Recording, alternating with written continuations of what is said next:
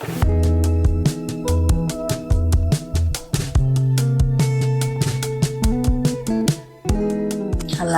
and welcome to our first ever podcast episode. I don't know why I'm naming them. Of Triumph Over Trauma. So I'm Gemma, for anybody who's watching. My name is Lee. And together we are Triumph Over Trauma. Yeah, we are. Just a little introduction, because obviously this is our first ever episode. So we're going to do a just get to know us really. So I'm going to put Lee on the hot seat. What? You So is this more about like me as a person, or to do with why we're doing the podcast? Whatever you want, darling. This is so intense. It's so intense, isn't it? We're gonna watch We're gonna watch this back and be like, oh wow. This is our first ever podcast. So yeah, my name is Lee, and My name is Lee, and I've known Gemma for a year, just over a year. Over a year. Over a year now. Yeah, our anniversary was like a month ago. But I guess the whole point of this podcast is to tell you guys how we got here and how we are together and living in harmony so far. So my backstory essentially is, so I was with somebody, her name was, and so we were together for about 12 years, I think. And, sadly she passed away 2 years ago. 2 years ago-ish. Which obviously means, I am bereaved. And, the whole point of this is because I think a lot of people find it difficult to, find somebody else after losing somebody, how to navigate through that journey, what your friends think, what your family thinks. Because I know a lot of people don't know how to navigate that journey. And, I'm here today to kind of tell you that you can find happiness and love after losing somebody. And I hope with everything that I say in this podcast that it does, reach somebody who's gone through the same thing that I've gone through. So yeah, that's pretty much why I'm here and why I'm doing this podcast. I just like to listen to him talk, basically. So mine is very different to Lee's because I have been on the dating scene. So I missed all of that. Yeah, you lucky boy. But I want to give people hope that are really struggling. My traditional business is an aesthetic business, and I have a lot of women come in daily and they're literally like, I've had enough and fed up of it. And I do think there is a formula to finding love.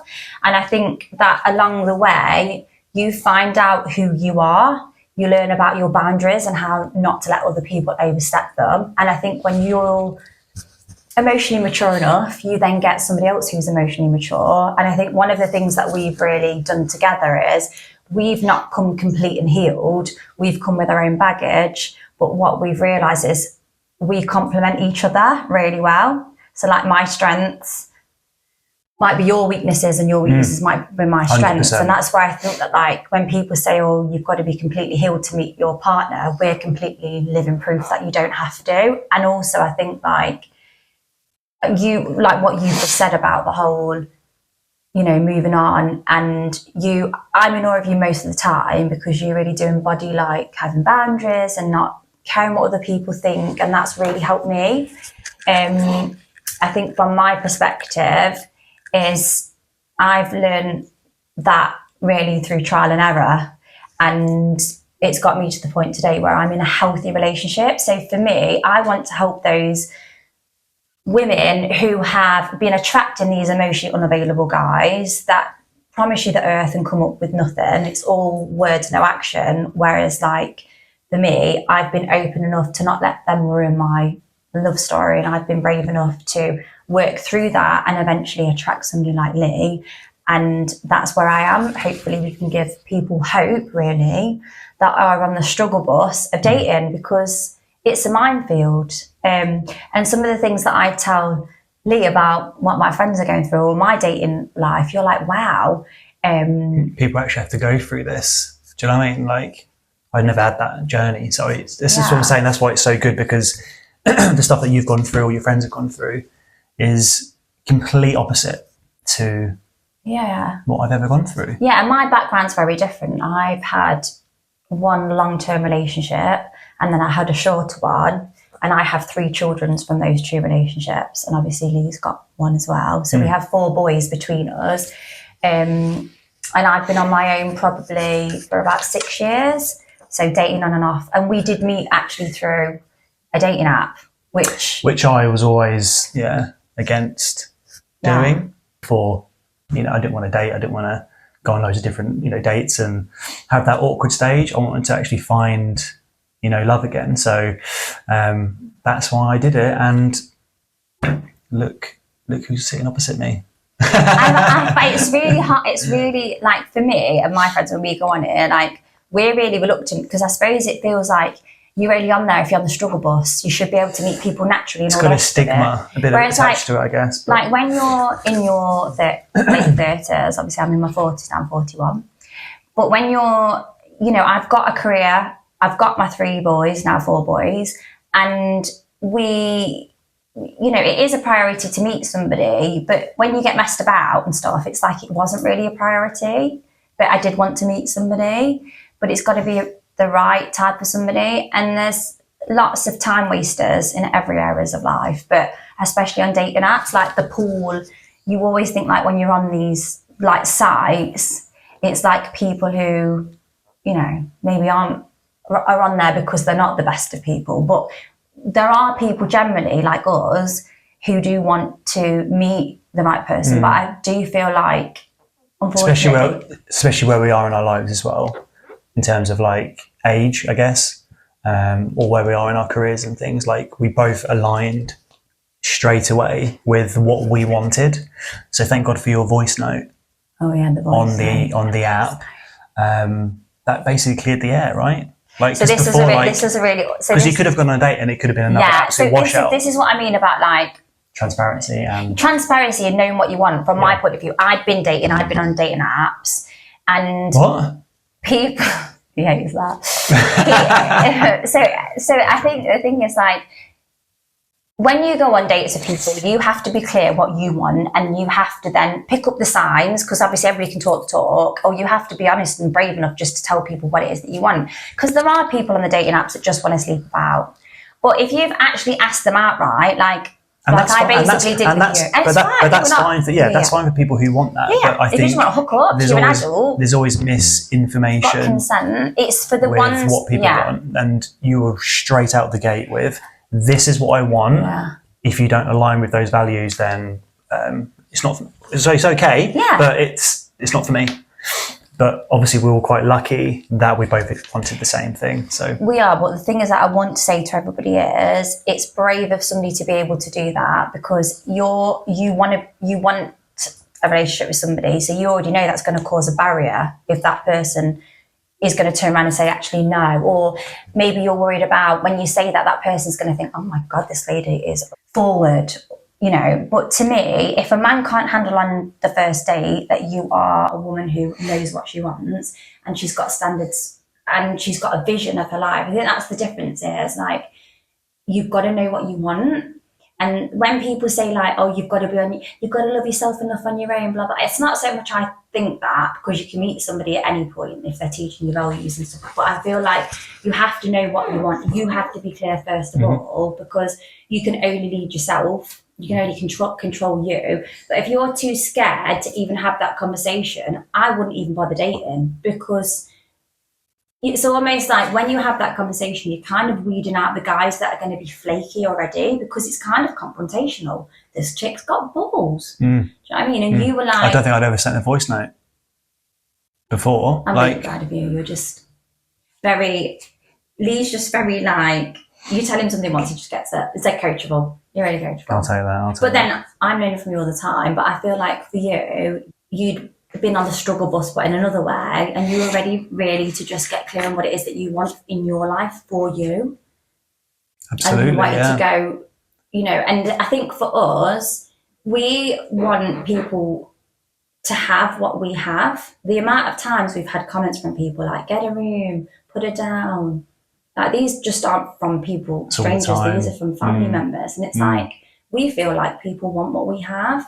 And we haven't just arrived. It's not just like, you know, people see the glory before the story. Nobody knows what you've been through. Nobody actually knows what I've been through. So obviously this is what we're here for. But it's like, people are so quick to say things to you. And I said to Lee, I love B&M's, sorry, or Home Bargains. Oh, I can't really stand it. No, but we were in the queue. No, to be fair, I like it a bit more. And we were stood in the queue, and the lady was like, I think we were just hugging though. Yeah, and she was literally like, oh, will you two get a room? At this point, we've been together like 9, 10 months, something. Quite a long time. Yeah, this wasn't that long ago, I guess. No, and I was just so fed up with people saying it to us. I was just like, I said like, oh, usually like. But then you do get the people that say, you two are lovely together. Like, do you know what I mean? Like, even the other day at your CrossFit, I forgot the lady's name, but. But the thing is, my point is, people are always going to have opinions, but you know, this is a relationship that I dreamt of and thought it was never going to come. Like, this is and the same, and the same. Wanted, so I could not care less what people say, do, think, feel. Like, I never felt that you could like somebody as much as I love you. Do you know what I mean? Like, I didn't know that it really existed, because you hear so many couples or relationships that are just kind of, I don't know, like, I don't want to say mundane, or couples that either fall out of love but they have children so they stick it out.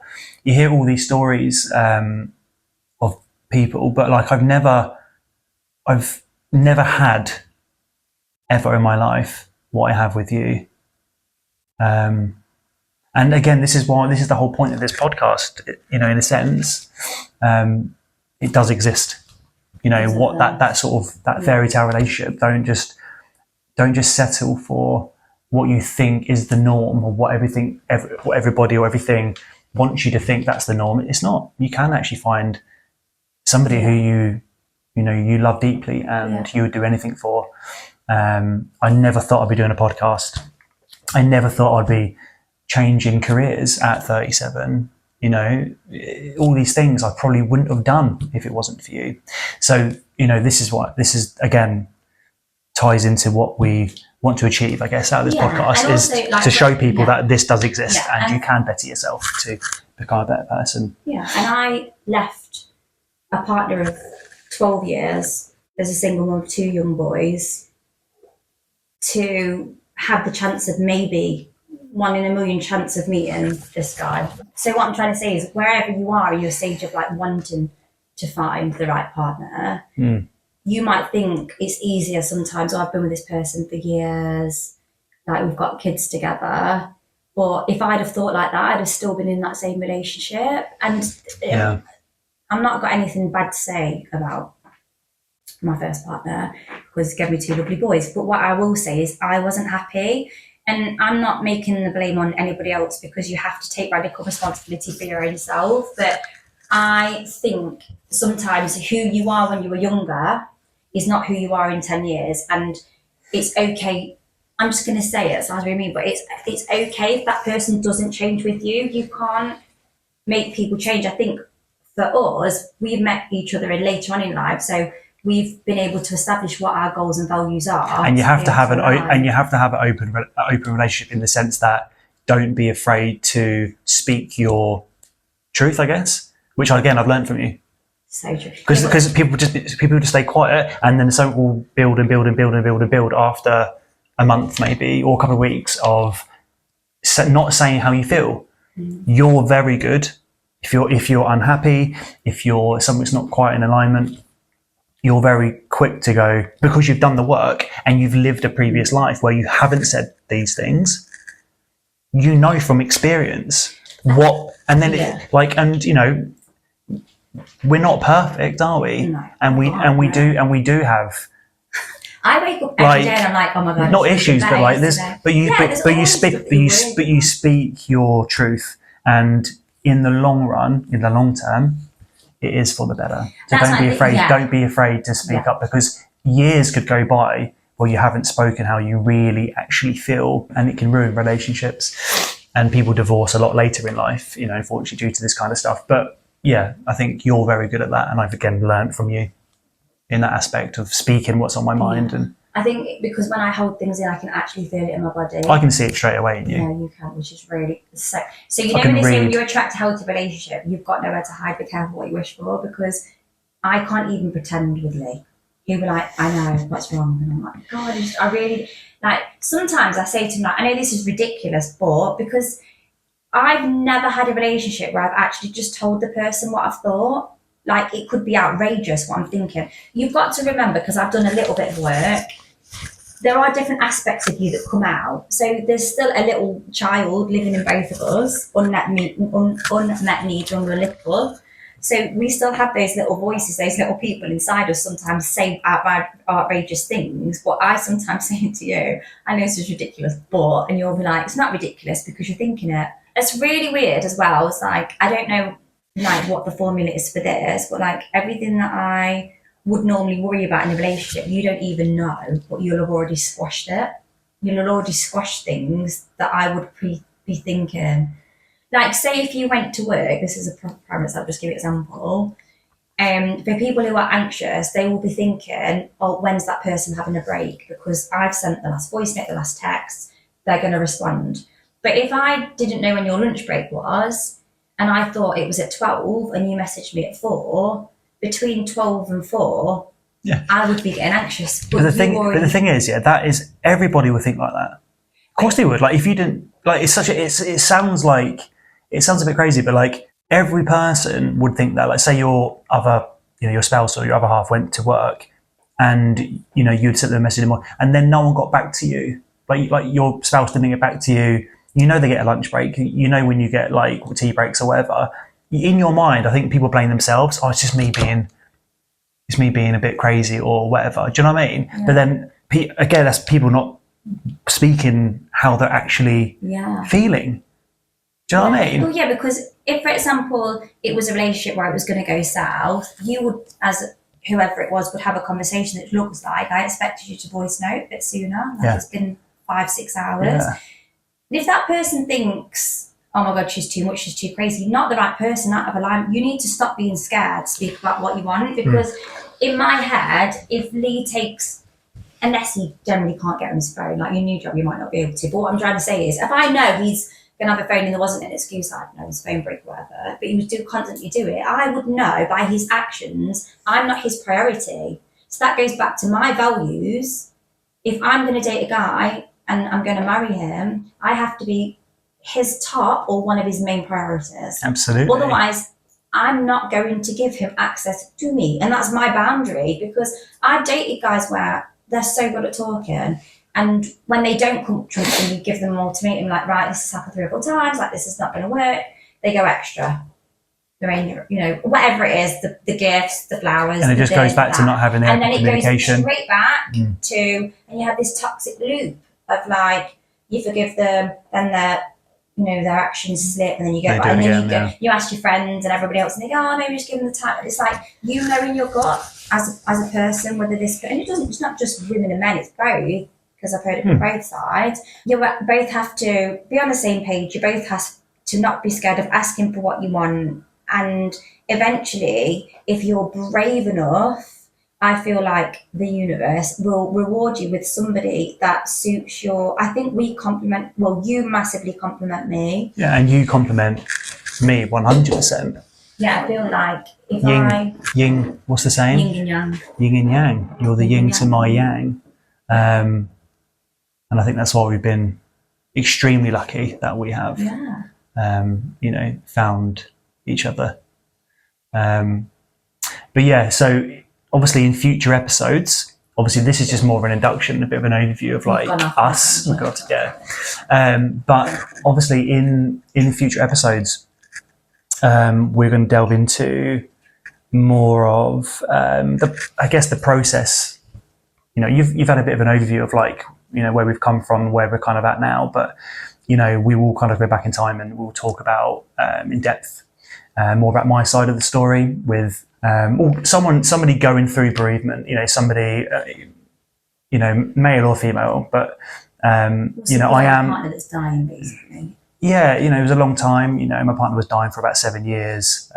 We had a child, and you know, how do you come out of that hole? I guess, you know, a lot of people just wallow, self-pity, and that's just not me. But again, this is my story. And again, like I said right at the beginning of the podcast, is I hope, you know, the words that I say and what I've gone through to get to this point does actually help somebody. Yeah, it's like we're going to show you the process of how you get from here to here. Because when I asked you, like, how do you do it, you didn't. So one of the first questions we referred to is like, how have you done it? Because most people would be flawed, and this is why I was in awe of being in a relationship with somebody. Because I was a bit devious when you first told me on the side you grieved. I thought, oh no, here's a load of baggage that I literally absolutely. I don't need a fucking kid. Yeah. Sorry, but the thing is that but a lot of women would be put off by that, and a lot of people are, and people don't want that. No, but that baggage. Well, that's not fair. Right? It's not fair because everybody comes with baggage in that age. It's not judgment, but what you need to do is the back history, which is why I said to you, like, how have you even got through this? And you were like, I didn't, and I was like, darling, you really did. You are here today. You're brave enough to, you know, have moved on with your life. You want the best thing for your child. You're the one really that shows up. You're showing up, and you've shown up. You might felt like you've had to scrape yourself off the floor. Like I came into Lee's life like a year after, so I didn't do any of the saving. Just to let you know, like, he's a perfectly. You've been to therapy. You've done your own work. Yeah. For me, luckily, I've had good friends and family around me as well.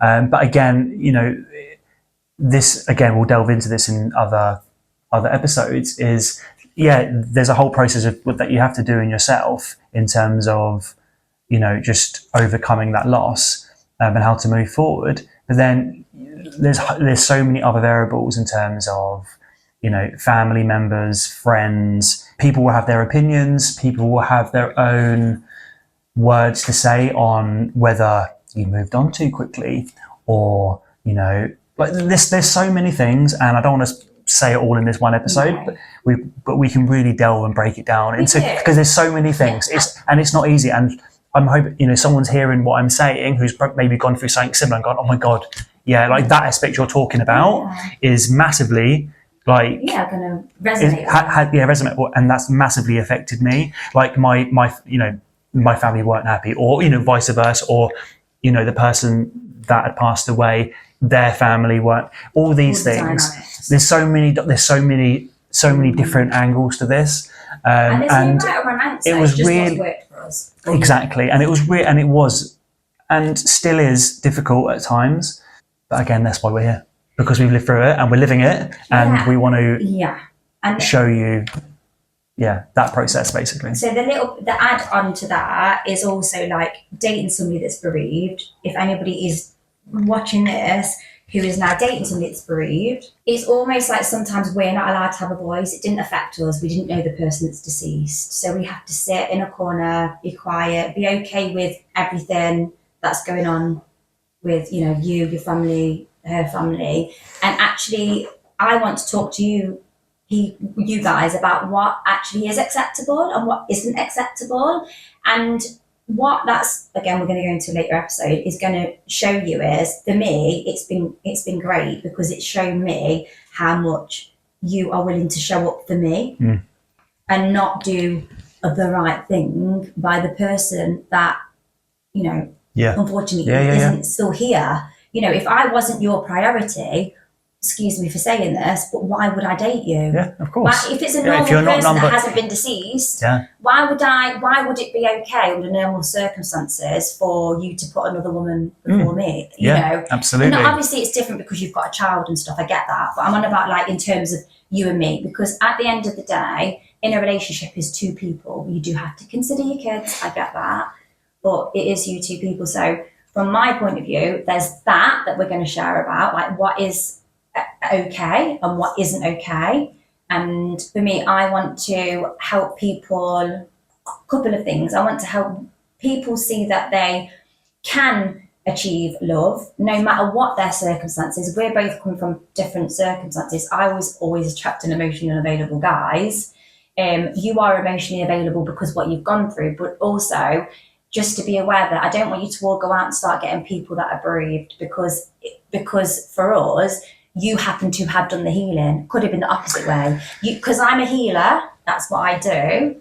You know, we attract people that need healing. So we have a tendency to fix people. But because I've done the work, I was willing and open to meet somebody that has had trauma, because we all have, and look at how am I fitting in his life. If we're going something together, absolutely, let's go ahead. If you expect me to heal you, fix you, pour into you and be empty, that wouldn't be something that I'd be willing to take on. So we've got to this process. And it comes down to, again, that it's just why we fit so well together, because the last thing I would want from, do you know what I mean? Like, I've done the work and I'm not one to wallow in self-pity and people look after me and just, you know, whatever, like, no. You look after me, it's the wrong way. And I'm this is independent, you know, do everything, you know, I'm a strong woman, but I have had to be feminine in this, and I let you lead. It's not been easy, but I've done it.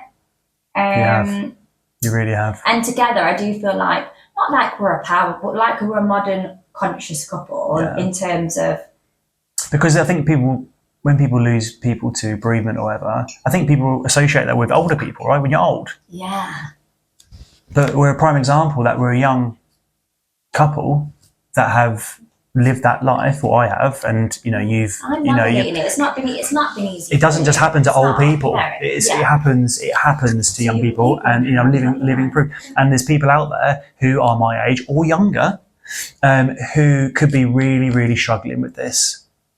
You know, and again, future episodes will delve into that aspect of my life, and hopefully, even if it just helps literally even if it just helps one person, I feel like I've done my job, really. Yeah, and I feel like if you can use something that you've been through to help other people come out of it, that's our goal, is to help other people that have been unlucky in love or have been, you know, bereaved. That was part of the process to get where you are. Like, if you're going through something right now and you're like, this is it, it's the worst thing ever, I've met you after all of that, because that's where the process has brought me to now. We always say, like, there's a piece of string that we've got attached. Have you heard that, like, string theory? String theory, yeah. It's like two people always meant to meet, but it was after they went through these certain things, and for us, that's now. So yeah, we hope this episode, the introduction, has helped some of you just understand who we are and what we're going to be talking about in the future. But yeah, proud of you, babe. Proud of you too. Yeah. I love you too. So we'll see you on the next episode. Yeah, we're planning to release episodes weekly. On a Friday, Sunday. Yeah. We're not sure yet, but you will know when the second episode drops. It'll be once a week. Once a week. Right, over it. Thank you. See you next time. Thanks for watching. Bye.